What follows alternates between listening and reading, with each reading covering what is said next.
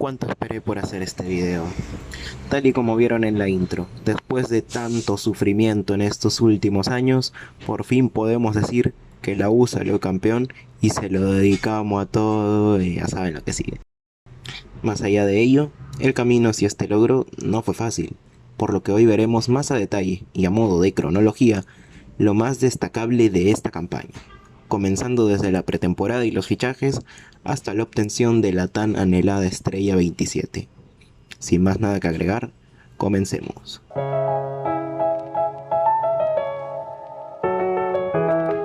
Tras el desastroso 2022 de Universitario, la directiva del club ya empezaba a planificar lo que sería la nueva temporada del aún año presente, donde alrededor de 16 futbolistas de la plantilla que terminó el año fueron notificados de no continuar en el plantel, ya sea por finalización de contrato, rescisión del mismo o préstamo a otros equipos.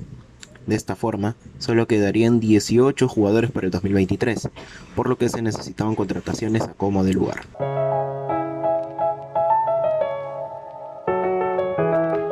Bajo el mando de Manuel Barreto como director deportivo y Carlos Companucci aún como entrenador del primer equipo, Universitario comenzaba a planificar la nueva temporada con la incorporación de nuevos elementos, tanto de la Liga 1 como del extranjero, entre los que más destacaban las contrataciones de Rodrigo Ureña, Emanuel Herrera, Matías Di Benedetto, Horacio Calcaterra, Williams Riveros y, a pesar de todo lo ocurrido con su salida en agosto del 22, Alex Valera, que volvía a vestirse de crema tras haber rescindido su contrato con el Alfa T por incumplimiento de pagos, misma razón por la que Cueva se fue.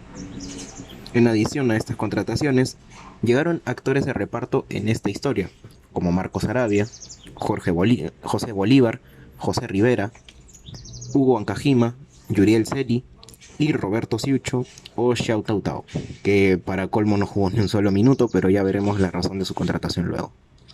De esta forma, se conformaba el plantel renovado para este año, integrado por 27 jugadores, premonitor encima.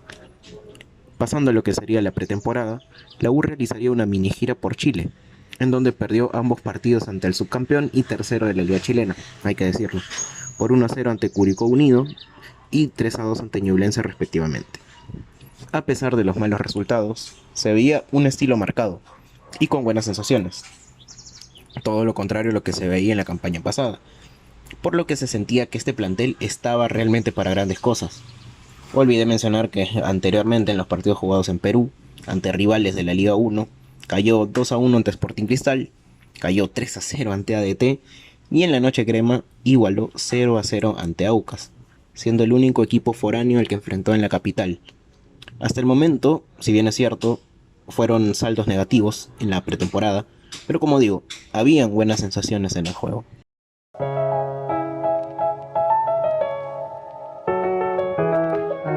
El inicio de la Liga 1 tardaría por dos motivos. Primero, las manifestaciones en Lima en busca de la renuncia de la presidenta Dina Boluarte, cosa que fue inútil hasta el momento, y la pugna entre algunos clubes y los derechos televisivos por parte de Gol Perú, haciendo que se creara un nuevo canal, Liga 1 Max, que estaría disponible para DirecTV y Claro TV, pero sería de pago, o sea, 60 soles para ver una de TV Grau. Grande Lozano, qué genio que sos. Es así como, resueltas estas dos problemáticas, o bueno, en cierta parte, ya que hubieron walkovers por parte de los equipos que se desligaron de Gol Perú, el inicio del torneo sería recién el 4 de febrero, jugándose a partir de la tercera fecha de la apertura. Las dos primeras aún no tenían fecha para jugarse.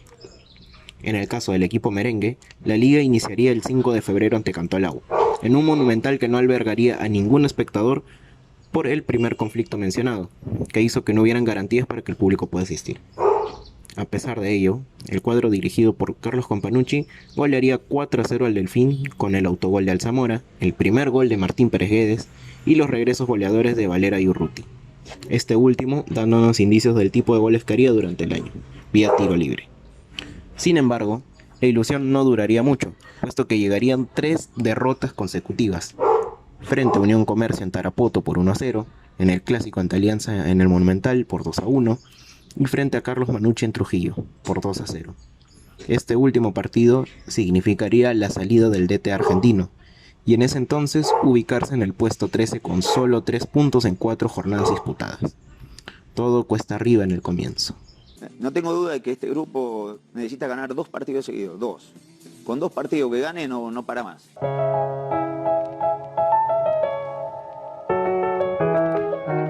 Con la salida de Companucci, la U tendría que buscar a un nuevo entrenador en el instante, puesto que se venía un fixture complicado para el mes de marzo, en el que destacan los partidos frente a Melgar, Cienciano por Sudamericana y Deportivo Garcilaso en el Cusco. Eso sí, al menos los 2 primeros se jugarían en Lima. El primer encuentro entre los arequipeños se jugaría con Jorge Coco Araujo como interino, pero ya con Jorge Fossati en Lima, listo para dirigir a la crema desde el partido frente a Cienciano. No puedo decir mucho de este juego, un 1-0 infumable con gol en contra de Alejandro Ramos y de pocas emociones. En ese momento solo importaba algo. En donde se dio el que para mí fue el punto de quiebre para el ahora equipo de Fossati, fue en sus 2 primeros encuentros que dirigió. En el partido por la Copa Sudamericana, el papá terminó siendo hijo frente a una U renovada y muchísimo más lúcida, donde el 2-0 quedó corto ante el rendimiento mostrado por el local. Piero Quispe, en su estreno goleador en el 2023, y Emanuel Herrera, también anotando por primera vez de forma oficial con camiseta crema, sellaron una noche mágica en Ate, donde además se ganó el cupo en la fase de grupos y $900.000. Noche redonda, reitero. Y por si no fuera poco, en su visita Deportivo Binacional en el Cusco, los dirigidos por el DT uruguayo vencerían 2-1, remontando el tanto inicial de Andy Polar, con los goles de nuevamente Emanuel Herrera, parecía hacerse costumbre en ese entonces, y Alex Valera, que para eso se le trajo. De esta manera, no solo se renovaba la confianza a nivel internacional, sino también en la Liga 1 sumando ya 6 unidades.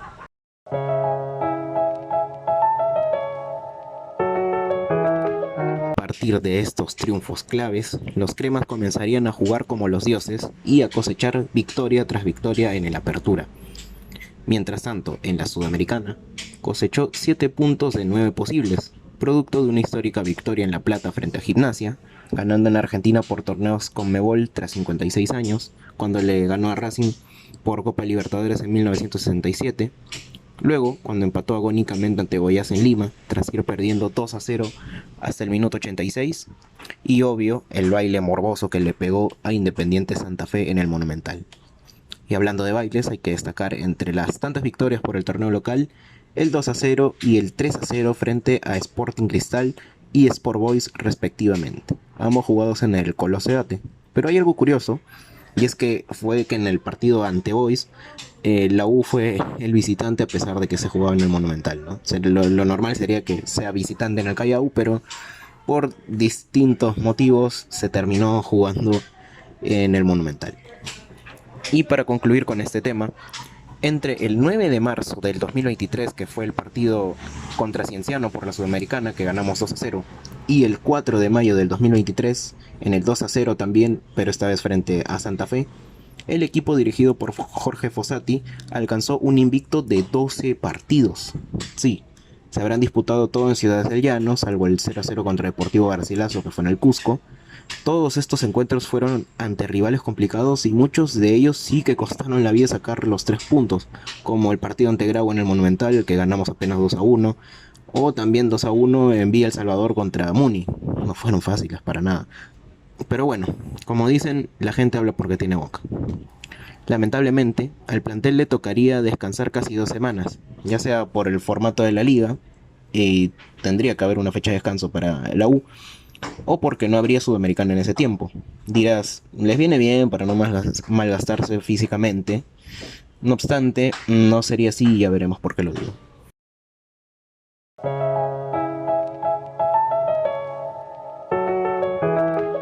Claramente, el descanso terminó siendo un freno de máquina, y esto se vería el 14 de mayo, cuando la U visitaría Sullana para enfrentar a Alianza Atlético.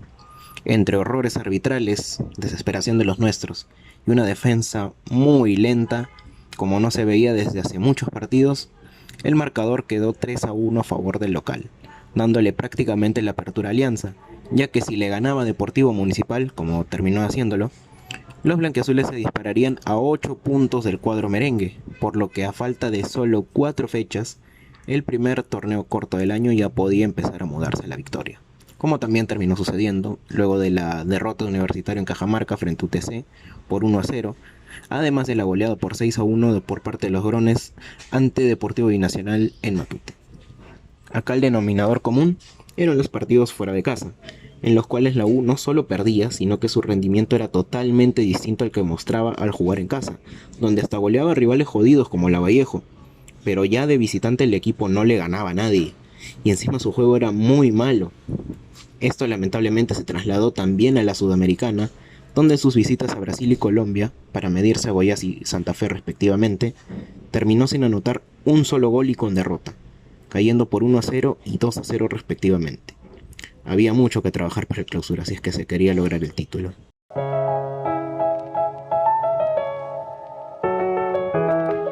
Ya con el Apertura terminado, encima en el tercer lugar, porque para colmo Cristal nos termina pasando por la pésima recta final que tuvimos, el Clausura se veía con mayor ilusión, puesto que en el debut frente a Cienciano, otra vez en Cusco, en serio ya perdí la cuenta de las veces que hemos jugado ahí en el año, empatamos 1-1, con buenas sensaciones, pero aún con la deuda de no conseguir los 3 puntos al salir de Lima.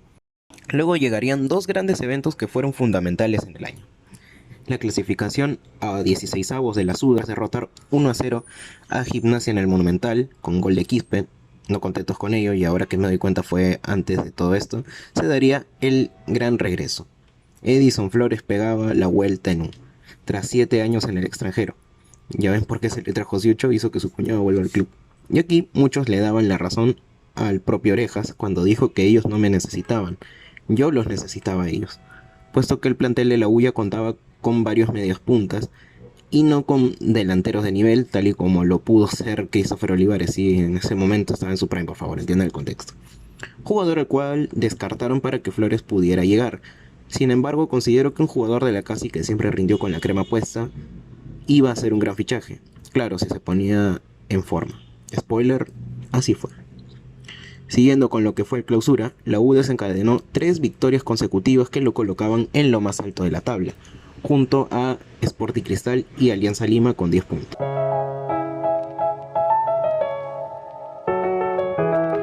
Profundizando lo que pasó en esta llave, la ida se jugaría en Sao Paulo, en donde solo se puede destacar el gol de Felipe Augusto, la expulsión innecesaria de Valera y los gestos de Sebastián Avelino, el preparador físico de la U, ante los gritos xenófobos de los brasileños. Hay que contar la historia completa, que lo terminan llevando justificadamente de igual forma a la cárcel brasileña por un par de semanas. Así que no solo perdimos la ida y pendíamos de un hilo en la eliminatoria, sino que ante esta situación Fossati se planteaba renunciar si es que no se lograba sacar de Brasil a Avelino, tampoco se lo iba a abandonar a su suerte, entiendan. A pesar de esta situación, aún quedaba la vuelta, y con la consigna de ganar por 2 goles o más para clasificar a los octavos, o por último solo por un gol para forzar los penales. Lamentablemente, ni una ni otra se logró, y la derrota por 2-1 en Lima sepultó a la crema en la Sudamericana, a puertas de un nuevo clásico, donde tampoco se pudo ganar, y eso que la U tuvo ocasiones claras para romper el cero, como el palo de Flores o la tajada de Campos a Quispe tras la tremenda jugada mesiánica que se mandó. Eliminados de la Copa, no se le pudo ganar al compadre, y envueltos en una polémica moral. ¿Quién dijo que iba a ser fácil? Como dice una frase, hay que tragar veneno y aceptar la injusticia y seguir trabajando. La frase de Bielsa.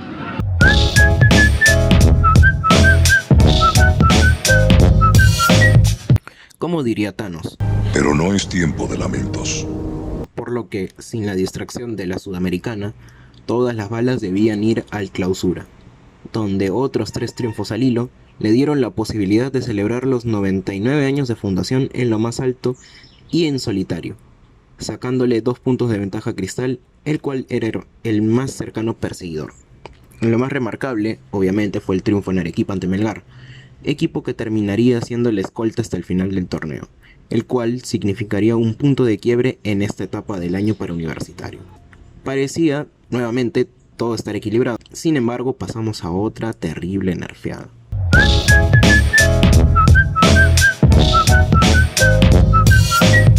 Luego de esos partidos, tocaría vivir una mala racha de, irónicamente, 3 partidos sin conocer una victoria. Empezando por el partido en Tarma frente a ADT, donde el local vencería por 2-0. El minusválido de Juan Opósito y Kevin Serna le darían los 3 puntos al local y le dejaría el liderato en bandeja a su cuenta fake, quienes aprovecharían este traspié para derrotar a Atlético Grau en Piura por 3-2, a pesar de que comenzó perdiendo por 2-0.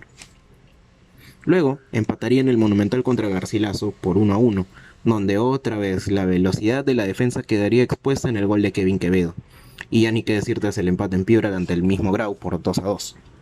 El gol de Urruti no se entendía en ese momento por qué el mismo Tito lo gritaba tanto, ya que los celestes nos sacaban 2 puntos con la victoria agónica ante Muni, con el gol de Yotun y el descanso que tuvieron en la misma fecha del empate de la U en el norte, pero de eso ya hablaremos luego.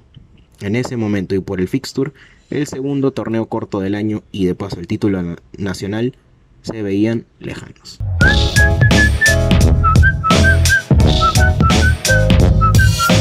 Ante esta situación, la U debía ganar todos los puntos posibles en los 7 partidos restantes, cosa que terminó sucediendo puesto que no volvió a perder un solo partido en lo que restaba del clausura, además de ser ayudado por resultados externos. Pero vayamos por partes. Todo comienza el 10 de septiembre, donde Cristal y Boys igualan a 1 en el Callao y los merengues vencen por 1-0 a Munienate. Así es, Boysito se bajaba a otro de los grandes, tal y como lo había hecho con Alianza en la cuarta fecha, cuando le ganaron por 1-0 en el Nacional con el gol de Jesús Barco. Gol y resultado vital además en el campeonato, puesto que si Alianza ganaba este partido, hubiera ganado el clausura y por lo tanto hubiera sido tricampeón de forma directa. Tremendo efecto mariposa. De esta forma, Cremas y Celestes empataban en puntos, pero eran los dirigidos por Thiago Núñez los que se mantenían en la punta por la diferencia de goles a favor. Sin embargo, la U seguía con las chances intactas. Todo seguiría siendo igualado en la jornada siguiente cuando ambos equipos igualaron 0-0 en el Estadio Nacional. Por el trámite del juego, parecían 2 puntos perdidos, pero terminó siendo lo que yo llamo un punto inteligente, por lo que ocurrió después. Prepárense, ¿eh? Omitamos la fecha siguiente donde ambos ganaron, 3-0 a Boys y 1-0 a Vallejo respectivamente. Vayamos de frente a la siguiente fecha, donde Cristal no aprovechó el descanso de la U y empató a 1 contra UTC en Lima.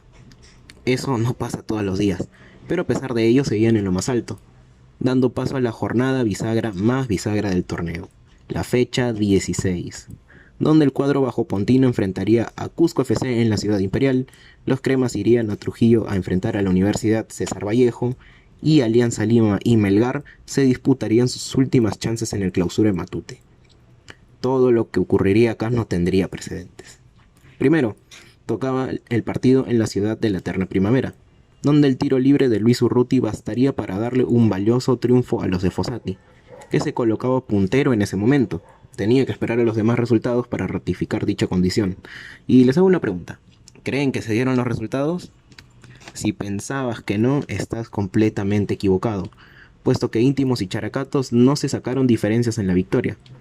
No diríamos lo mismo si esa de Beto da Silva entraba, le daba el clausura a Melgar, y Cristal fue goleado en Cusco por 4-1. He de admitir que este resultado no me lo esperaba por nada del mundo. Al final de la jornada, era la U quien tomaba el liderato a falta de solo 3 fechas. Se venía un cierre de película.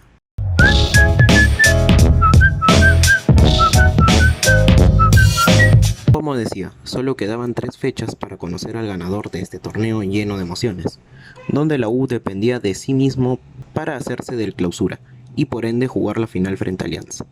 La primera parada sería en el Estadio Monumental frente a UTC, equipo que ya le había robado puntos a Cristal, por lo que no se veía fácil.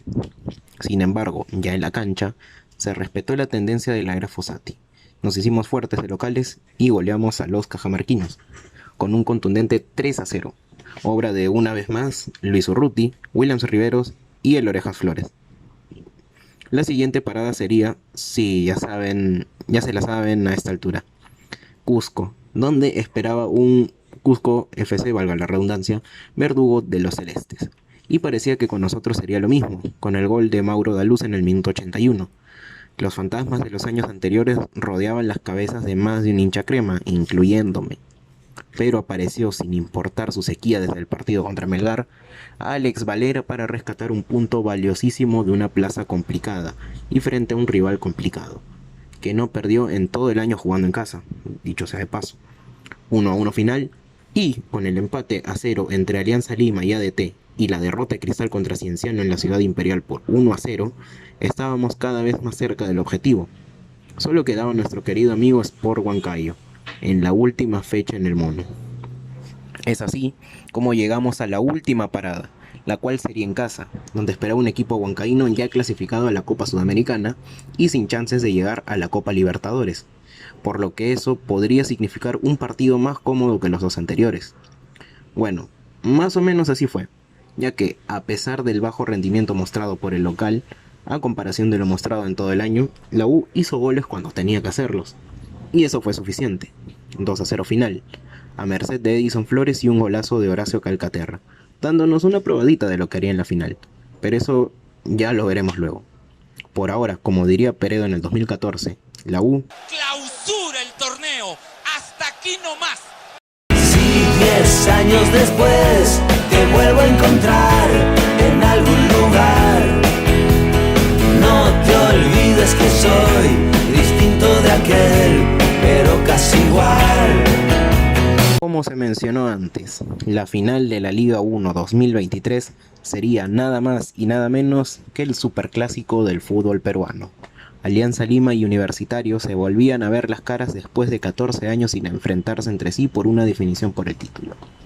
Todo comenzaría en el Estadio Monumental el 4 de noviembre del 2023, dado que eran los íntimos los que quedaron primeros en la tabla acumulada, por lo que eran ellos los que cerrarían la eliminatoria en casa.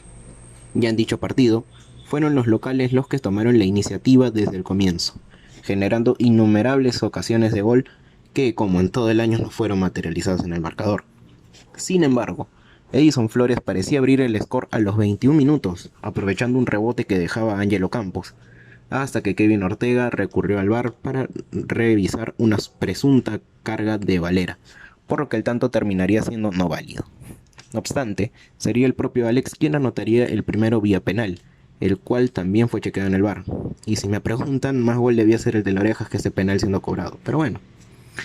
Parecía que cerraríamos en Matute con medio campeonato en el bolsillo, pero apareció Gabriel Costa como nunca en todo el año para igualar todo. Jugador de Reina, por cierto, el gol es prácticamente de él. A pesar del empate repentino, en la última jugada de la ida, la vuelta el 8 de noviembre, se veía con mucha ilusión para los hinchas de ambos equipos. Sí, incluso jugando feo los aliancistas confiaban en campeonar de locales. Es normal. Pero sobre todo, en muchos hinchas de la U, quienes vimos un mejor juego de nuestra parte. Solo quedó un pasito más. Nadie dijo que iba a ser fácil. ¡Matute mi jato! ¡Matute mi casa! Pero la Riera se encargó de que sí pensáramos ello al mandar al campo una alineación espejo para, entre comillas, contrarrestar a la 3-5-2 de Fossati. Y se preguntarán si le resultó. No. Desde el comienzo, nuevamente, solo hubo un equipo en la cancha, y apenas a los 3 minutos, el de los goles importantes, Edison Michael Flores Peralta, abriría el marcador en Matute, ganándole el espacio a Zambrano, que descuidó su marca e hizo que un orejón de 1.70 clave de cabeza el primero. Tranquilidad, gesticulaba, aún falta mucho. Los cremas no harían más que jugar como en el patio de su casa, mientras que los blanquiazules no generaron peligro ni en el primer tiempo ni en el segundo. Y es ahí donde, otra vez, sí, Horacio Calcaterra volvería a tener uno en un momento clave para terminar anotando un soberbio golazo al ángulo en el minuto 81, cerrando así el telón en el estadio aliancista. Faltaba poco y esto ya estaba liquidado. Universitario volvía a gritar el alirón tras 10 largos años, en los que muchas veces ni siquiera peleaba por el título y tenía que aguantar cuanto muerto se pusiera la sagrada.